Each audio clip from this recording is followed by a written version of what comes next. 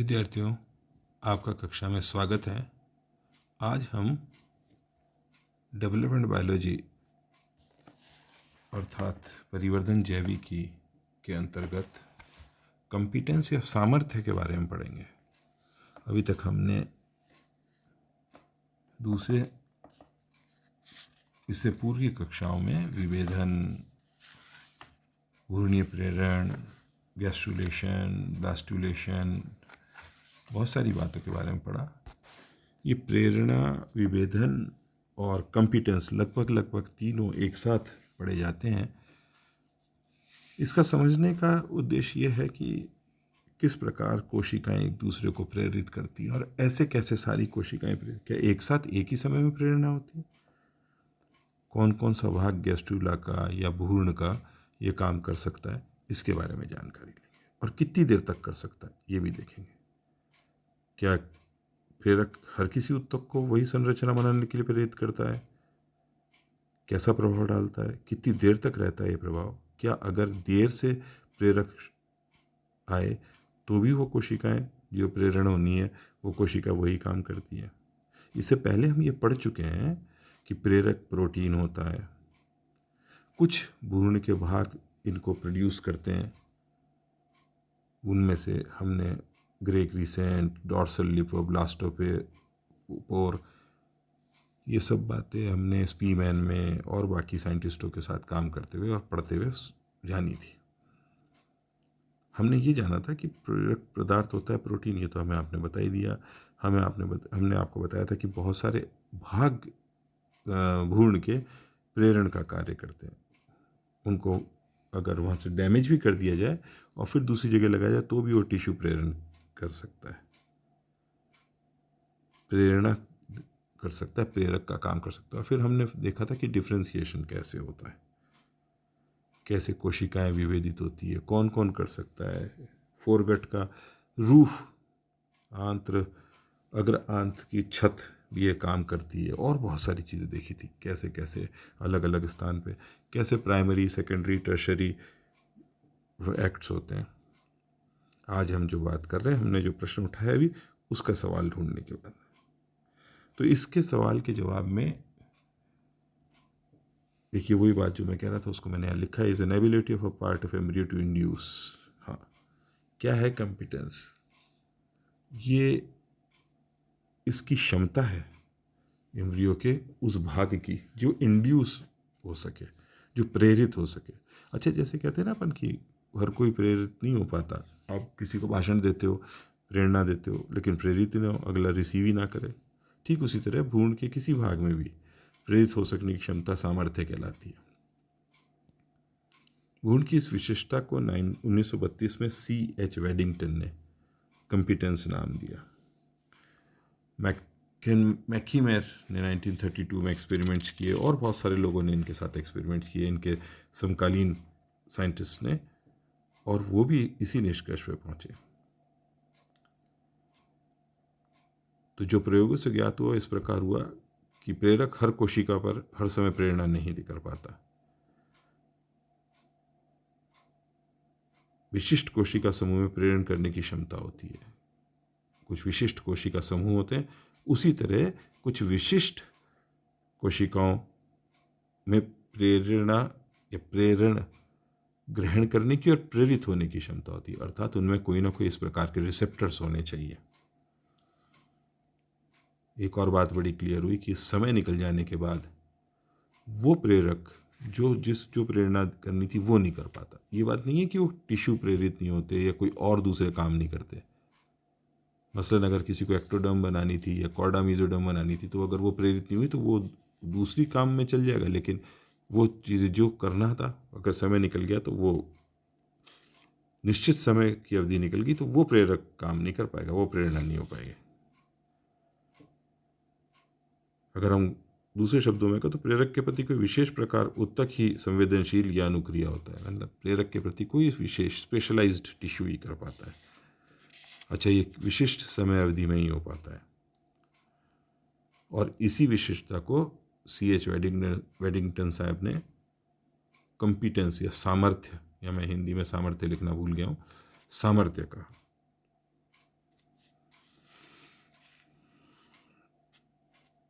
तो जिस ऊतक में जिस अनुक्रिया ऊतक रिसेप्टिव जो रिसीव करे प्रेरक को और रिएक्शन शो करे, वो भी एक पर्टिकुलर सेल्स ही होते हैं। ऐसे ही सारे प्रेरित नहीं हो सकते। सही बात है कि आपने कोई हार्मोन बहुत सारे टिश्यू पे डाला, सब पे एक सा काम नहीं करेगा। जिसमें वो रिसीव हो सके, जिसको वो रिसेप्टर एक्सेप्ट करे, उसी में। ये C.H. वेडिंगडल साहब जिन्होंने टर्म दिया, और इन्होंने, मैंने अभी भी एक और नाम बताया था आपसे, मैकीमियन 1932 में जिन्होंने काम किया, उन्होंने भी मूलतः इसी पे वर्क करा कि अधिकांश कशेरुकियों में गैस्ट्रुला के कोरक रंध्र का डॉर्सल लिप जो है एक्टोडर्म कोशिका में वेदन करने की क्षमता रखता है, और इसलिए उसे स्पीमैन ने प्राइमरी ऑर्गेनाइजर नाम दिया था। और भी बहुत सारे हिस्से गैस्ट्रुला के काम करते हैं, और अलग अलग प्रेरण, अलग अलग प्रभाव अलग अलग जगह पे डालते हैं, अलग अलग स्थानों पे एम्ब्रियो के। लवट्रोप नामक साइंटिस्ट ने 1974 में, लवट्रोप, उन्होंने कोशिका के सामर्थ्य को 3 अवस्थाओं में बांटा। रिकम्पिटेंस स्टेज, सामर्थ्यपूर्ण की अवस्था, यानी कि जिन कोशिकाओं में सामर्थ्य होना है, जिन कोशिकाओं ने कम्पिटेंस है, जिन कोशिकाओं में प्रेरित होने की संभावना है, उनकी बात कर रहे हैं। सामर्थ्य अवस्था वो स्टेज जिसमें कम्पिटेंस, यानी वो सेल्स जो कम्पीट, उनमें उस समय पीक पे होगी वो। सामर्थ्य उत्तर अवस्था, यानी कि जब वो काम हो गया, वो प्रेरित हो गई और अपना काम में लग गई, उसके पोस्ट वो रिड्यूस डाउन हो जाएंगी और अपना काम शुरू कर देंगे। वैसे तो कोई ऐसे कोई फाइनलाइज्ड इससे निष्कर्ष नहीं निकल सकते, पर कोशिका में सामर्थ्य के लिए समाप्त हो जाती है, ऐसा कुछ नहीं है। कुछ ना कुछ सामर्थ्य कहीं किसी और चीज़ के लिए, कोई, जैसे हमने लास्ट क्लास में आपसे कहा था कि लेंस बन गया तो आई कप बन गया, तो उसने लेंस बनाने के लिए तो उसने बहुत सारी चीज़ें बनाने के लिए अलग अलग, एक ने एक को, एक ने दूसरे को इंड्यूस किया, और वो काम बदलता गया। यानी ऊपर जो एपिडर्मिस थी वो भी बदल गई, आँख का कप बन गया, लेंस बन गया। तो वो प्राइमरी सेकेंडरी टर्शरी जिस तरह हमने आपसे बातें करी थी, उसी तरह से ये सेल्स भी रिसीव करती है अलग अलग प्रेरक को।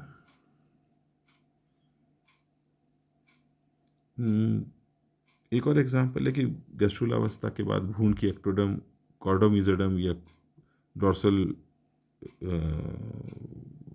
लिप के प्रति संवेदनशील नहीं रहती। अगर आप डॉर्सल लिप को पीस काट करके वहाँ लगा देंगे गैस्ट्रुलावस्था के बाद, तो वो नहीं बनाएगी जो उसने बनाना था,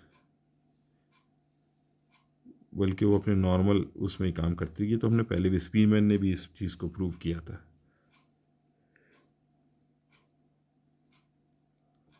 उसी तरह तंत्री के सामर्थ्य प्रकट नहीं करने वाले परंतु नेत्र पुटिका, ईयर वेसिकल में प्रेरणा में काम कर देगी वो।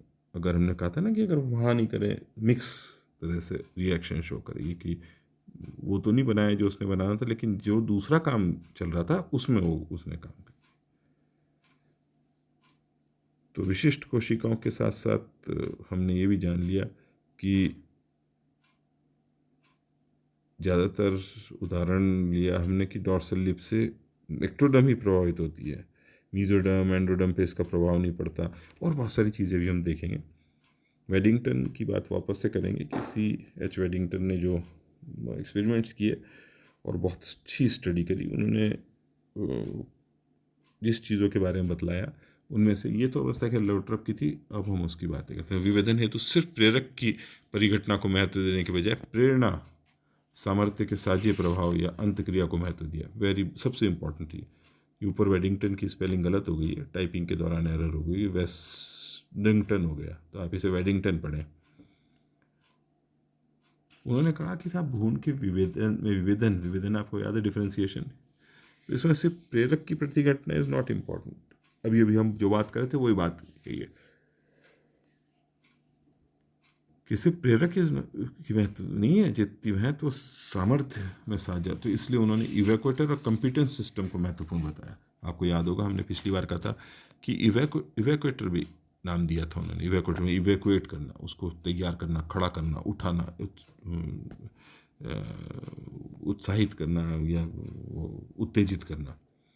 तो इवैक्यूएटर कंपिटेंस सिस्टम की इंपॉर्टेंस है, दोनों के कंबाइन इंपॉर्टेंस है। और क्यों इंपॉर्टेंस है, तो उन्होंने उस बात को कहा कि प्रेरक पदार्थ का विशिष्ट नॉन स्पेसिफिक होता है, ये अविशिष्ट होना चाहिए। प्रेरक पदार्थ अविशिष्ट नॉन स्पेसिफिक होता है, इंग्लिश में लिखना रहेगा नॉन स्पेसिफिक होता है, जबकि इसे विशिष्टता कोशी के सामर्थ्य से मिलती है। हाँ, ये लाइन ये से कहती है कि जो प्रेरक है वो तो बिल्कुल, वो तो नॉन स्पेसिफिक होता है, लेकिन जब वो एक स्पेसिफिक सेल के साथ, जब वो स्पेसिफिक साइट के साथ, एक जब वो स्पेसिफिक भ्रूण के स्थान पे जाके लगता है, तब उसकी इंपॉर्टेंस बनती है कि अच्छा ये केमिकल का मॉलिक्यूल इसके साथ जुड़ा। हमने पढ़ा है कि प्रेरक तो प्रोटीन है बेसिकली, मॉलिक्यूल है, छोटा है, माइक्रो है।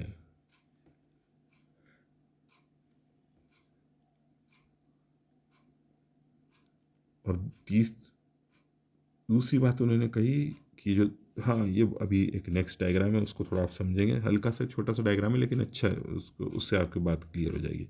सामर्थ्य के निम्न प्रकार देखे जा सकते हैं। सेल स्पेसिफिक कंपिटेंस, इसमें कोई विशिष्ट सेल ही एक प्रेरक संकेत के लिए अनुक्रिया दिखाए, सिर्फ सेल, स्पेसिफिक सेल दिखाए, यानी उतनी सारी सेल्स में सिर्फ एक सेल, कोई एक ऑर्गन के, कोई एम्ब्रियो के कोई विशिष्ट सेल ही ऐसी स्पेसिफिसिटी दिखाए कि भाई वही एक्टिवेट हो। अवस्था विशिष्ट सामर्थ्य, स्टेज स्पेसिफिक कंपिटेंस, जब प्रेरक किसी समय विशिष्ट या विशिष्ट भ्रूणीय अवस्था पर ही प्रभावी हो। अभी अभी हमने कहा था ना कि समय विशिष्ट हो, उतने पर्टिकुलर टाइम पीरियड के लिए, उतने पर्टिकुलर पीरियड में अगर प्रेरक मिलता है तो ही वो वर्क करे, अदरवाइज लेट मिलेगा तो फिर वो वर्क नहीं करेगा।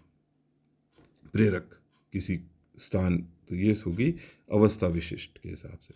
जाति विशिष्ट सामर्थ्य, ये कुछ कुछ प्रेरक ऐसे होते हैं, अभी हमने देखा था कुछ प्रेरक तो बहुत सारी जगह काम कर रहे हैं। एम्फीबियन के अंदर चिक वाला भी काम कर रहा है, मैमल वाला भी काम कर रहा है, और अलग अलग चीज़ों को प्रेरक बन रहे हैं। वो कभी आँख बना दे रहे हैं, और कभी कुछ, हमने पिछले क्लास के अंदर पिछले भाग में पढ़ा था कि वो कुछ भी, किसी भी चीज़ की को भी प्रेरित करते हैं। स्पेसिफिक नहीं होते, स्पीशीज स्पेसिफिक हो, जाति विशिष्ट में चीज़ बनाने में हो, अन्यथा दूसरों में वो काम ना करे। एक इम्पॉर्टेंट, प्रेरक के लिए वही कोशिका अनुक्रिया प्रदर्शित करेगी जिस पर रसायन को ग्रहण करने हेतु रिसेप्टर होंगे, ये जिनमें अनुलेखन कारक होगा या जिनमें अनुलेखन कारक होगा। बिल्कुल सही बात है। वो मैंने अभी कहा आपसे कि रिसेप्टर्स होंगे, उस पर कोई स्पेसिफिक वही काम करेगी, उसी, बाकियों के लिए प्रेरक बेकार है। प्रेरक अगर ज़्यादा मात्रा में आया, या मान लो बहुत सारी कोशिकाओं पे लगाया, या बहुत सारी स्टेजेस पे आया, लेकिन जिस स्टेज में जो कोशिकाओं पे पर्टिकुलर मॉलिक्यूल मौजूद है, रसायन मौजूद है, केमिकल मौजूद है, ग्राहक मौजूद है, वही काम करेंगे। एक डायग्राम और होना चाहिए, ये रहा। विशिष्ट परीक्षणों से ये पता चला, कई परीक्षण किए, उससे प्रमाण मिले कि स्पेसिफिक, इसका एक एग्जांपल दे दिया पहले ही मैंने, फिर आपको ये बात समझाता हूँ अगले डायग्राम की। ये PAX6 पेयर्ड बॉक्स प्रोटीन, ये स्तनियों में पाए जाने वाला एक प्रोटीन है, और ये नेत्र परिवर्धन में सामर्थ्य कारक की तरह कार्य करता है। सामर्थ्य कारक, ध्यान रखिएगा, कंपिटेंस की रिसेप्टर पे कंपिटेंस की तरह काम कर रहा है। ये PAX6 पेयर्ड बॉक्स प्रोटीन, और इसको जो बनाता है वो PAX6 जीन होता है। जब ये एब्सेंट हो PAX जीन, तो स्तनियों के अंदर परिवर्धन के दौरान नेत्र नहीं बनते। म्यूटेशन के दौरान ये देखने को मिलता है कि अगर इस जीन में कोई म्यूटेशन हो जाएगा, PAX म्यूटेशन के उसमें, तो वो नहीं मिलते।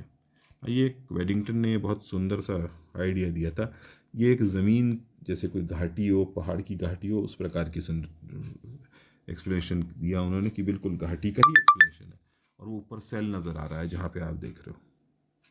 उन्होंने वेडिंगटन साहब ने समझाया कि अगर ये ऊपर से लुढ़काया जाए, लुढ़के या कोई इसे धक्का दे, हमने कहा ना प्रेरण, तो ये कहाँ जाएगा और किस जगह जाएगा, ये इन घाटियों पे डिपेंड करेगा। देख रहे हैं आप रूट अलग अलग।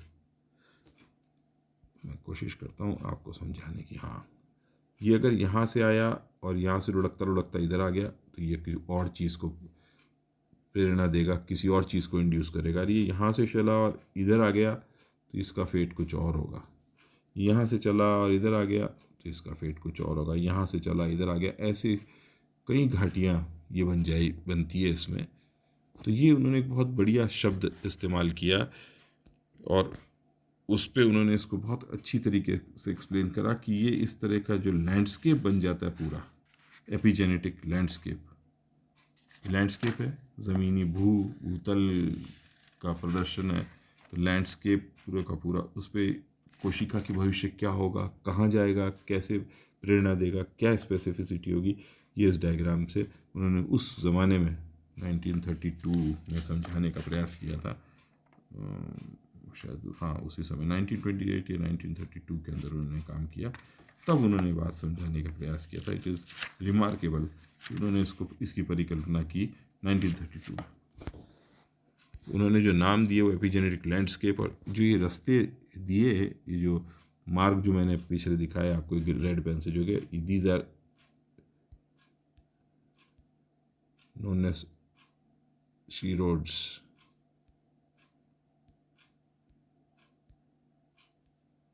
और ये इसको कोई ना कोई धक्का मिलना ज़रूरी है ना, पुश प्रेरणा मिलना ज़रूरी है। तो ये सेल, ये प्रेरक है, ये कहाँ जाएंगे, ये इस प्रकार की स्थितियाँ हैं। तो ये वैली की तरह हो गया पूरा का पूरा। क्या बनाएगा, हो सकता है कि ये यहाँ लीवर बना दे, लीवर को वो कर दें, या किडनी को कर दें, या गट को कर दें, कुछ को भी, जिसको भी जहाँ जाएगा, जो उसकी स्पेसिफिसिटी है वहाँ पर ये काम करे। तो आज के लेक्चर में इतना ही। अगले लेक्चर के अंदर आपको रीजनरेशन या उससे आगे कोई और बातचीत करेंगे। आशा है आपको ये लेक्चर समझ में आया होगा। अब तक हमने जो पढ़ा उसकी एक बार रिवीजन ज़रूर कर लीजिएगा, और शीघ्र ही आपका इसके ऊपर एक छोटा सा टेस्ट, मल्टीपल चॉइस या इस पर बेस्ड, इसी पे व्हाट्सएप पे ले लिया जाएगा। और कुछ पुराने वीडियोस भी मैं और अपलोड कर दूंगा, जिसमें गैस्ट्रुलेशन, ब्लास्टुला, क्योंकि हो सकता है कि आप से मिस हो गए हों या आपने उनको ढंग से देखे नहीं हो, तो एक बार उन्हें वापस से देख लें। उसकी कंटिन्यूटी में जब इसको समझेंगे तो ज़्यादा आसान होगा आपके लिए समझना। चलिए, अपना ध्यान रखिए और एग्ज़ाम और पढ़ाई की तैयारी करते रहें। Thank you.